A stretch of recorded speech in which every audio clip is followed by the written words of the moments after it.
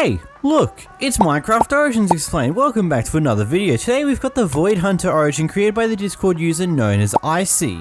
As always, you can download this origin from the Discord server. The 𝓵𝓲𝓷𝓴𝓼 is a 2-impact origin with a deep past and out of this world of abilities. You try to hide your past and with amongst the others. I don't know what the grammar's a bit iffy here, but that's whatever. Let's go into the abilities. Dark Form. This is your primary ability. Your kind have lived in a sparse environment for a long time and have learned to channel their power into an effective form of travel. Unfortunately, this power will cause you to wither away slowly during use.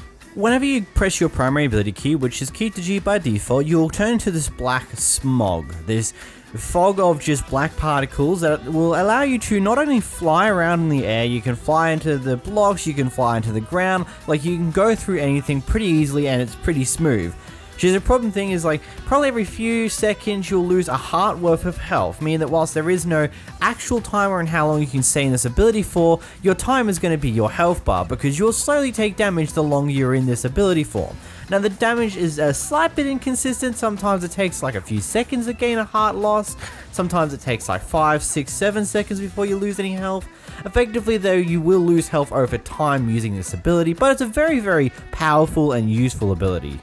Life's ability, Ripping Space, has its consequences. You now only have 7 hearts, which is not drastically different to normal Minecraft. It's just 3 hearts lost. It's not as crazy as some other origins, which have you lose 4, 5, 6 hearts. Boost. You're always in a rush. You've developed the dash ability, which you use by using your save hotbar key, which is usually bind to X. Basically, this ability is a nice little jump propulsion ability. You can be used in several different ways. Usually you can get around 5 to 10 blocks out of this jump in a certain direction. If you look straight up and jump as you're using this ability, you can actually send yourself flying way into the air with some pretty decent speed if you so want to. You can also use it to propel yourself far forward at a very different pace. Overall, it's just a very useful movement ability that allows you to just move around very easily, bounce out of situations very quickly, and with little punishment. Unless you manage to hit a roof of some block, then it will just immediately halt whatever jump you're currently in the middle of performing, which may completely destroy your jump or get you in a bad situation that may get you killed, so be very wary of that. Unfamiliar territory. Water is unfamiliar to you, so when you try to touch it, it burns. This isn't your usual damage from water. No. It will take half your health each tick, meaning that if you do touch water and you stay in there for any time whatsoever, you're most likely going to die, so be very aware of that. Wings Shard. Your wings formed into metal, so now you can throw sharp metal shards from your wing at your enemy that does 5 hearts. This is your primary key? What? So it does say the primary key in the actual descriptor of this ability, but in reality it's your secondary key that uses this. Now what it does is shoots a trio of glowing arrows towards the target that you're looking at when you press this key. This has a cooldown of roughly a few seconds and does a fair amount of damage. Overall, pretty useful ability, especially if you want to attract some mobs that are currently trying to run away from you. Levitation. A gentle levitation ability for a calming way to get around the map. Now what this does, it adds in creative flight ability into survival mode, which is, well, exactly what it is, very flipping overpowered. It takes away any form of fall damage, you get the absurd flight speed you gain when you're in creative mode with this flight ability, and so on and so forth. It is one of those things where it could probably be the thing that completely ruins this origin for you, or might be the thing that you can ignore in a way, I suppose. Familiar Face. Totem of Undines reminds you of something perhaps your past will never know.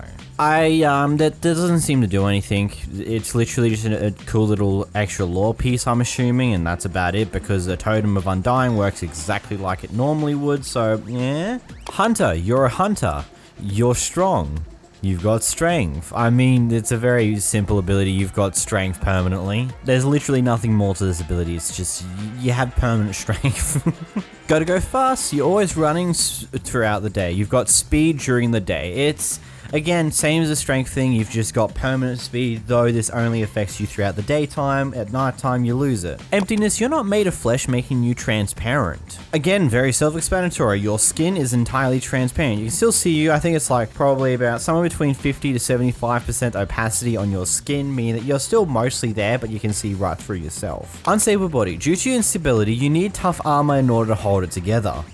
Basically, this means that due to how your body stability is, it will break through any form of armor that's weaker than diamond grade. Basically, iron, chainmail, leather, and gold armor is completely out the window and entirely useless to you. So you're gonna have to go straight to either diamond or just go right up to netherite. Wait, hold on, no, you still need diamond for that in order to actually have any form of armor in your playthrough. Heavy feathers. Your wings get heavier when they're wet, causing them to get weakness and slowness in water. Ultimately, this ability doesn't matter because of how quickly you die in water anyway, but I mean, it's a little additional pain in the ass if you do touch water. You're just gonna have to deal with slowness and weakness as well when you're already gonna die. New world. The Nether is a new place for you, so your hands get a bit weaker from the stress that it gives you. This is only level 1 weakness, so it's not going to be too brutal to deal with when you're in the Nether doing things. It also does not infinitely tick up as you're in the Nether. It literally just holds it 1 second, so the moment you do leave the Nether, it just disappears immediately.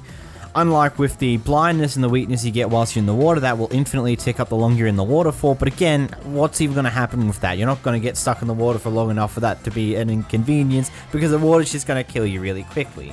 Overall, this is a bit of an interesting origin. It is very, very overpowered in a lot of different ways, but also extremely punishing if you get stuck in any very bad situation.